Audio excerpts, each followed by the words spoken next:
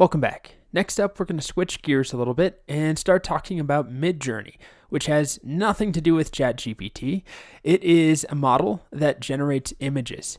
We give it text prompts and it generates pretty incredible images. It's honestly magical. In the same way ChatGPT feels magical at times when it gives you, very useful outputs or answers questions and it feels like the future. Midjourney feels like the future in the world of art or images. It is a really fun tool to use. So the point of it is that it generates images from text prompts. And there's a couple things you have to know. First of all, unlike ChatGPT, Midjourney requires some very specific prompting techniques where there are actual parameters and specific names of things you have to use when you're prompting it. ChatGPT is this massive open-ended thing. You can ask it whatever you want. When you're working with Midjourney, there are specific parameters that the model is expecting. So there's some more technical details that you need to know in order to write good prompts. But if you can write good prompts, you can do things like, here's the Midjourney homepage, by the way. If you go to their showcase section, you can generate images like the ones you see here, ranging from photorealistic imagery to hyper stylized, illustrations and watercolors and oil paintings and 3D renderings of pretty much anything you can think of. And there's a huge range of styles, right? We have like 3D little renders here of animated characters. We have, I don't know if this is an oil painting or neo-expressionism painting. But then we have things that look like photos, things that are very stylized. And these are just examples on the showcase page, line drawings. And if you hover over each one, you can see the prompt that was used to generate it. Let's look at this one here. This says a cute lion, emoji pack, expression sheet, multiple poses and expression, studio light, high detail. Let's take a look at something totally different. How about this one here? Coloring page, cute kitten with glasses on top of a book, abstract style, thick lines, low detail, lines only, no shading. And then finally, how about this here? An image of a steak dinner image. Food photos, steak photo stock, a huge cut of delicious steak on a wooden board. The prompts actually get cut short in the showcase. There's probably more to this prompt and there's specific parameters that are used that we can't see. But the point of this video is just to showcase some of the really cool things you can do with Midjourney, right? A huge variety of creative applications. In fact, I'm going to use it to make the image for this course and a lot of the imagery in this course. And it's very popular for creating marketing content, creating social media content, but also generating art. The next thing you have to know about Midjourney is that the only way to communicate with it, the only way to get images generated is through the Midjourney Discord bot, which we'll set up and talk about very soon. If you're not familiar with Discord, it's a chat application. It's free. And unfortunately, Midjourney itself is not free. That's a separate topic in just a moment. But Discord is. And as of now, there is no web-based interface to work with Midjourney. With ChatGPT, we just go on to chat.openai.com and we talk to the model.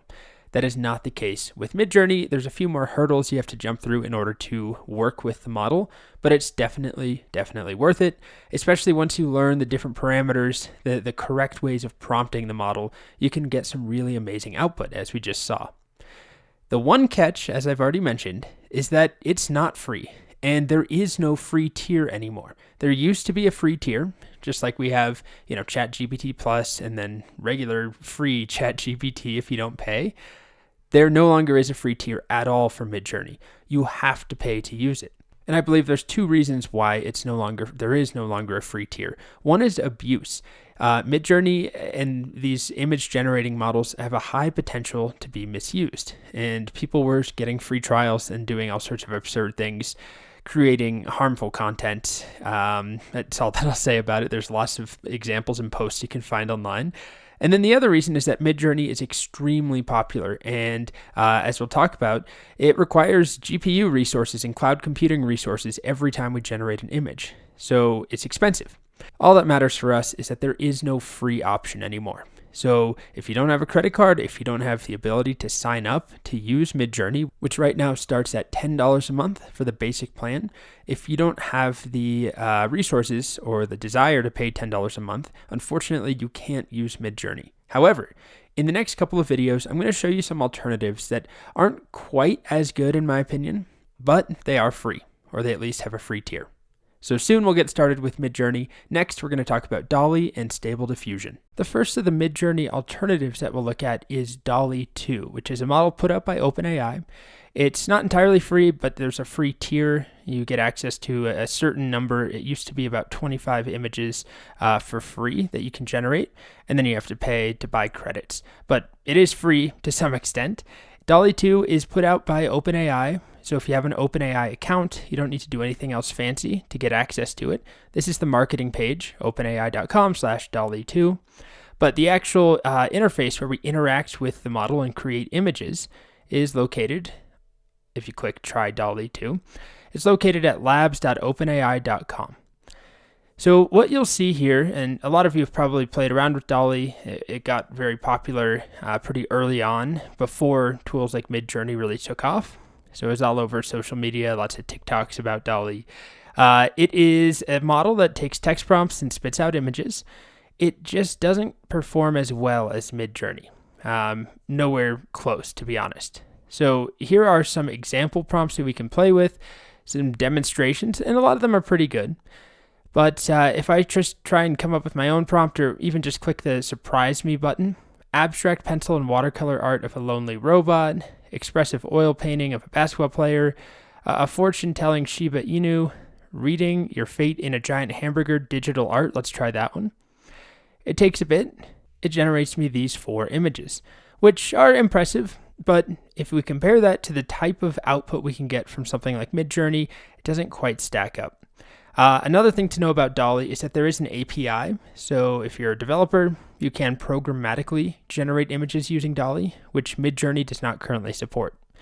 But let's just take one of these Midjourney showcase images, like this one right here, this sort of photorealistic, I don't know exactly what it is, an evil female angel. Let's just copy this exact prompt and try running this over here with DALL-E.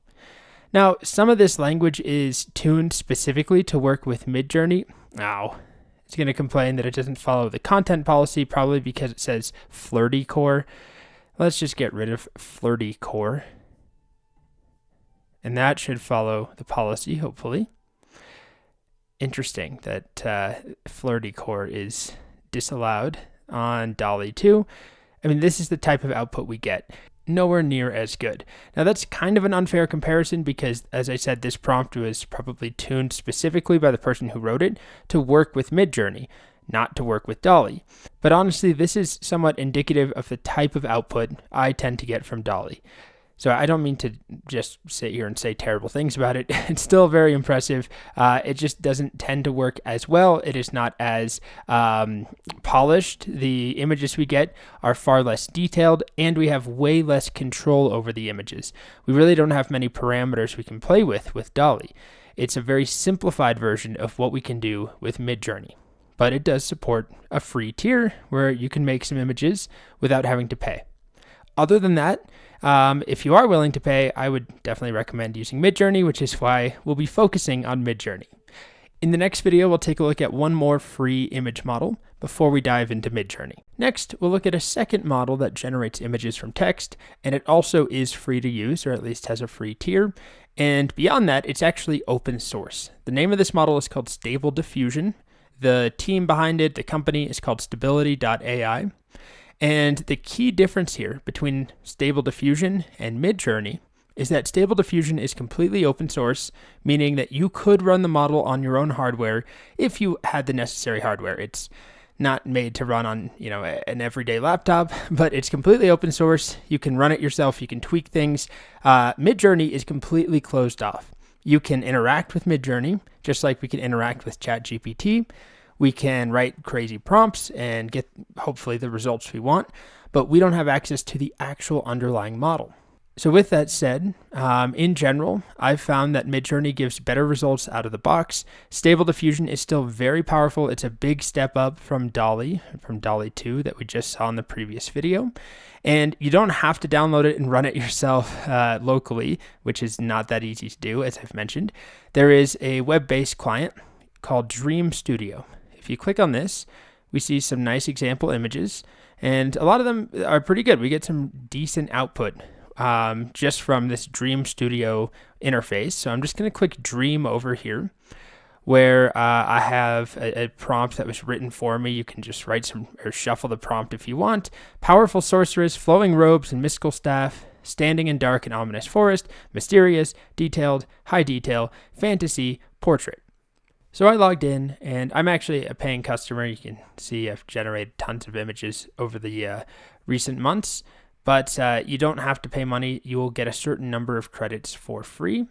Now let me try and zoom this in so we can generate this prompt. So this time it's slightly different. A wise wizard with a long beard, mysterious tome. All right, let's generate that. By default, we get 4 images. Wait for this to finish. And here we are. We got 4 different images of wise wizards with long beards. And then we can do a whole bunch of things. We can generate variations off of a specific one of these images. We can tweak a couple of settings around the aspect ratio or more advanced settings here where I can change the number of generation steps. There's a bunch of things we can do. And this works far better than DALL-E 2 in my experience, but I find it still easier to get better results quicker out of Midjourney. But remember, there's a big distinction. Midjourney is completely closed off. It's made to give you really high quality images relatively quickly, whereas Stability AI's products, specifically Stable Diffusion and Dream Studio, are more customizable. They're more developer friendly. They're open source. You can run them locally, so you can really customize them a lot more. There's also, if you run the models yourself locally, you won't run up against any sort of content restrictions. You can do whatever you want to whatever purposes, positive or negative, nefarious or not.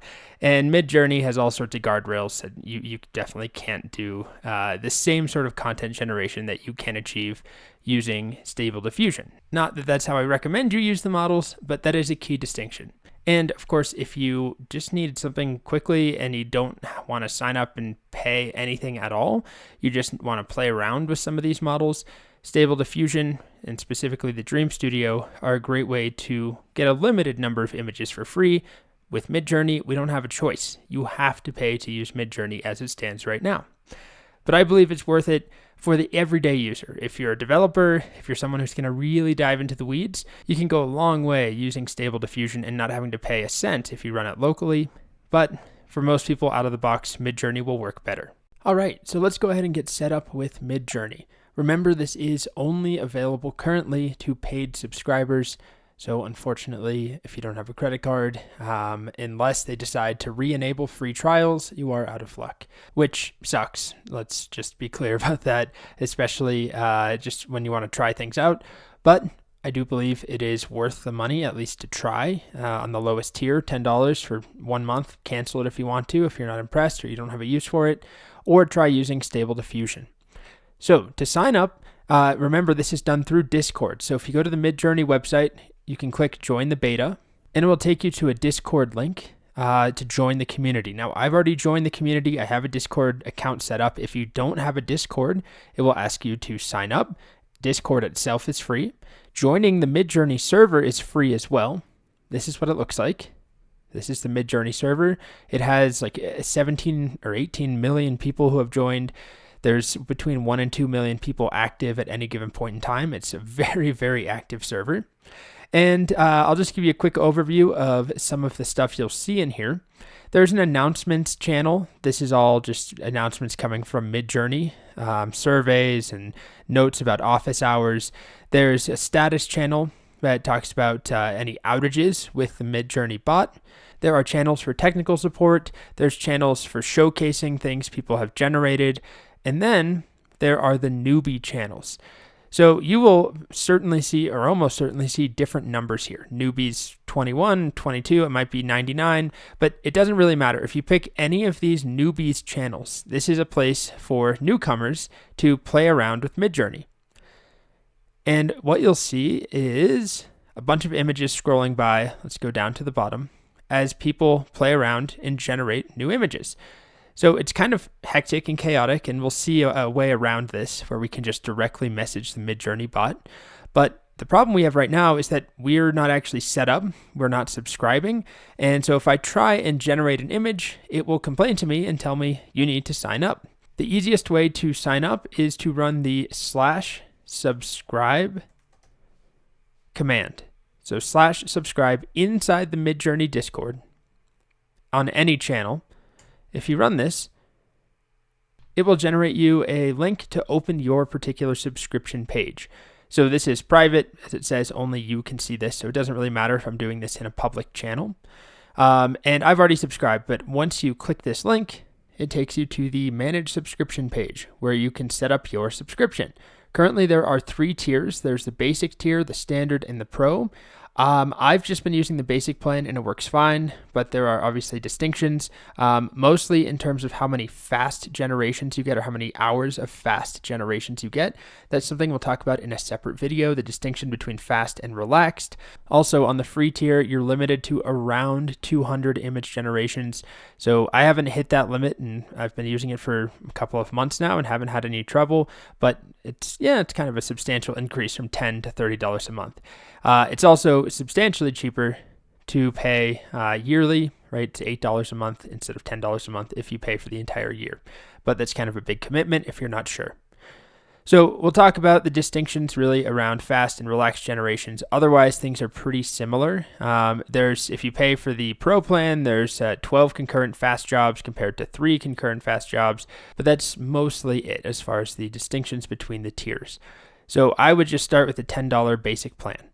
So you'll set up your information, right? Credit card, billing stuff, all of that, and you should be good to go. At which point you can head back to Discord and we can get started generating our very first images. All right, so now that we have our Midjourney account set up, we have subscribed, we now can start generating images. So the way that we do this is the only option to interact with Midjourney is via Discord through a chat-based interface. There's no web app at the moment. There's no mobile app. They're working on it.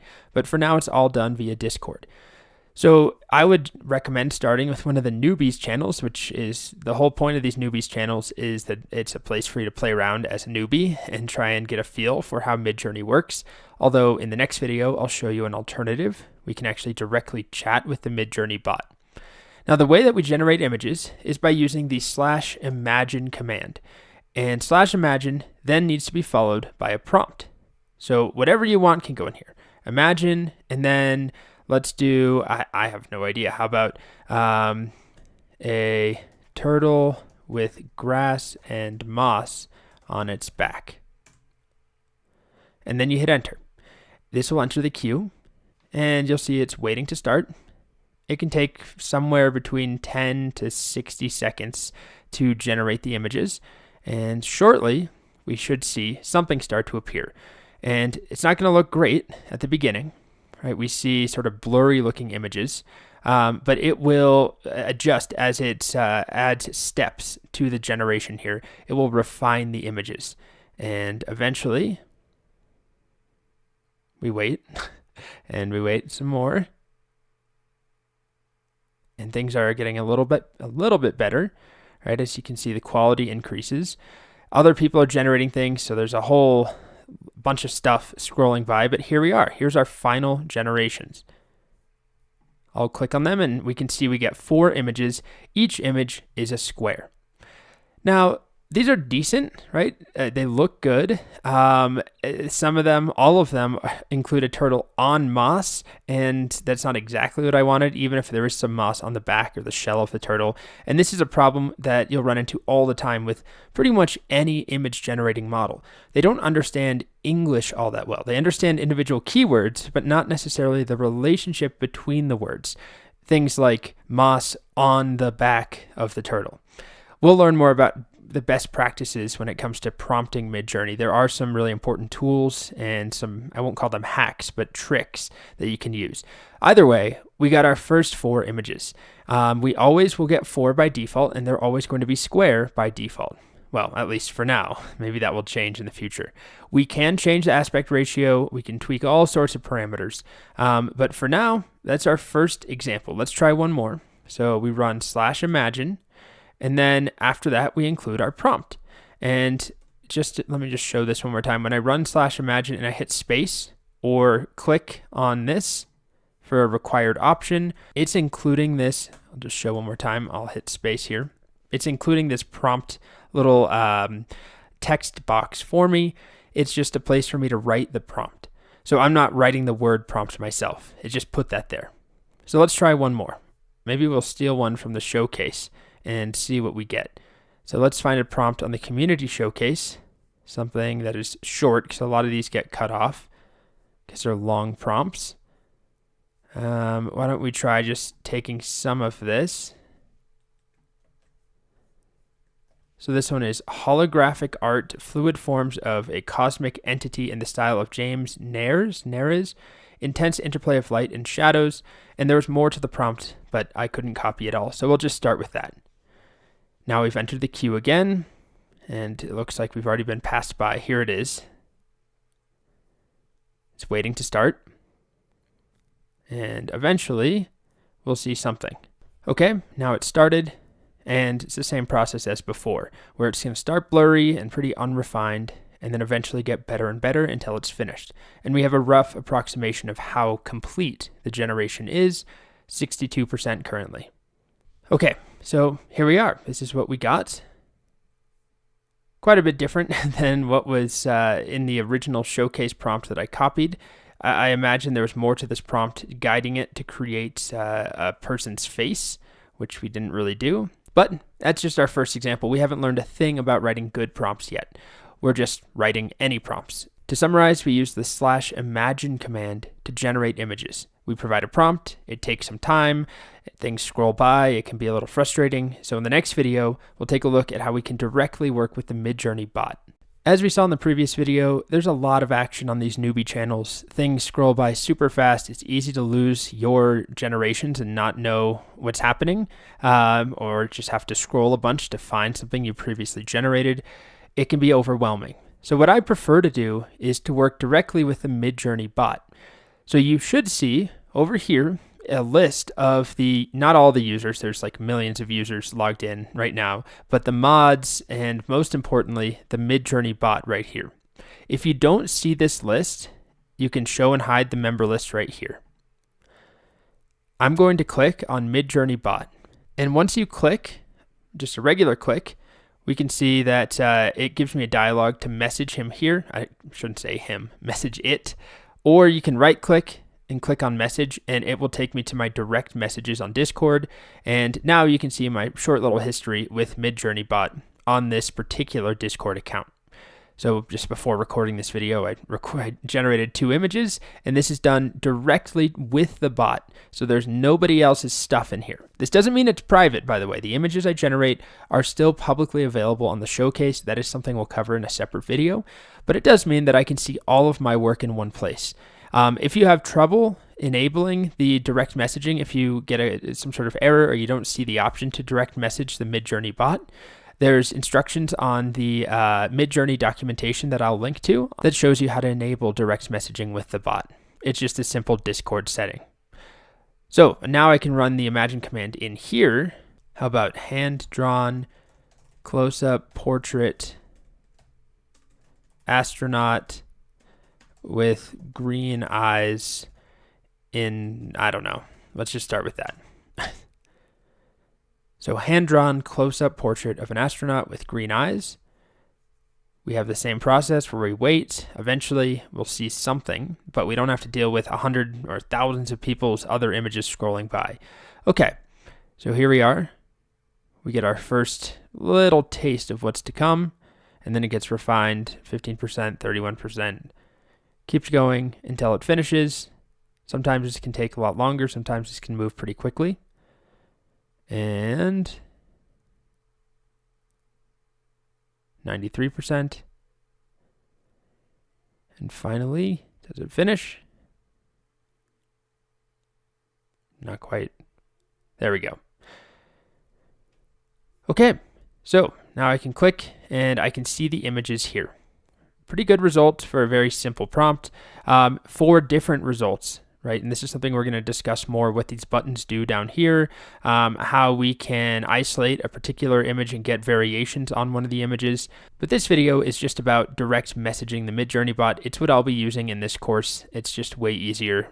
You can see what I'm doing, although it is fun to explore what other people are doing in the Midjourney server. Specifically, if you go further down to some of the daily themes, for example, where there's people working on the daily theme is arrow and or ace, and people are generating, really cool things like these ace playing cards, just as an example. And there's competitions that you can find. So it's definitely worth playing around and looking at the server itself. But when it comes time to actually generate images, I much prefer to work with my direct message to the Midjourney bot itself. The next thing we have to talk about is the fact that all of the images that we generate by default are publicly available. They all will, in some way, they can show up on the showcase. There's so many images I have yet to see my own images show up on the showcase, but you can see, here's a playing card one. Somebody's probably playing with that ace challenge that I just showed you, the daily theme. And as you refresh, new images eventually show up here. So this could include all of the images that I generate. Everything that we do is publicly available, including any images that I generate in private messages. Just because I'm privately messaging the Midjourney bot, that doesn't mean that my images that I actually generate are private. Nobody can see them on the Discord itself, on the actual server here. They're not scrolling by like all these other images, but they are still publicly available on the showcase. So there is an option to use stealth mode. However, it's only available to Pro plan subscribers, which is the $60 a month tier. So I don't have access to it with $10 a month. $30 a month for the basic or for the standard plan doesn't give you access to stealth mode either. You have to pay for the Pro plan. So you can try using the command /stealth, which will take us to stealth mode, but in my case, it will just tell me you don't have access to stealth. Your current membership plan doesn't include private mode. Upgrade your plan to gain access to private mode. If you do have private mode, if you enable it using /stealth, the images that you generate in stealth mode using Imagine will not be available publicly. They still will show up though if you are doing them publicly in the server, in a public room or a public server, rather than doing it in the direct message to the bot. So that's all there is really to say about stealth mode. You can also leave stealth mode by typing /public, but this won't apply to most of you, including myself, because I don't pay for stealth generation with the $60 tier. So the point here more so is that anything you do is publicly available, and just keep that in mind. And it kind of ties into the next topic we'll cover, which are the content guidelines. This will be a super quick video. I just want to run through the community guidelines put out by Midjourney, which is a pretty important part of working with Midjourney. It is a great image generating model. However, you cannot use it to generate anything that you might want or anything you can imagine, which hopefully you're not trying to generate gore and abusive content or shocking and disturbing content. But there still are probably some legitimate uses that are shocking and disturbing that Midjourney is not going to allow you to do. So it is an open by default community, as we've already discussed. To keep the platform accessible and welcoming to the broadest number of users, content must be PG-13. So they have rules set up so that you can't generate things with adult content and gore, anything visually shocking with disturbing content. Certain prompts will just be completely blocked, although there are ways you can sometimes get around it, but your images are public, remember, so it is something you want to be cautious with. If you really need to generate gory, creepy, abusive content, which I hope you don't, but if you need something with less rules, there's always models like Stable Diffusion, which you can run locally on your own machine. As we've already discussed, it's one of the big advantages of Stable Diffusion if you do have the proper hardware to run it locally.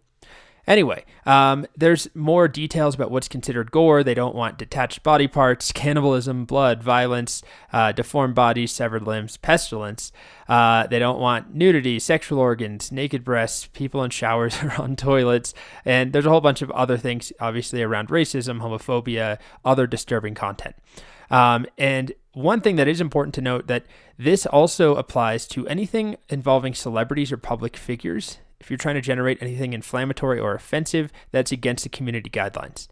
Now, these standards do evolve, and if you go back and read some blog posts about the early days of Midjourney, there was some definite misuse of Midjourney early on. So these standards are pretty strictly enforced. So keep that in mind. If you're trying to generate nude fan art of celebrities, you're not going to want to use Midjourney for that. You'll want to use a different model. Same thing with violent content and anything inflammatory. So hopefully that goes without saying, but if you have questions, you can find the community guidelines on the Midjourney documentation under Getting Started, Community Guidelines.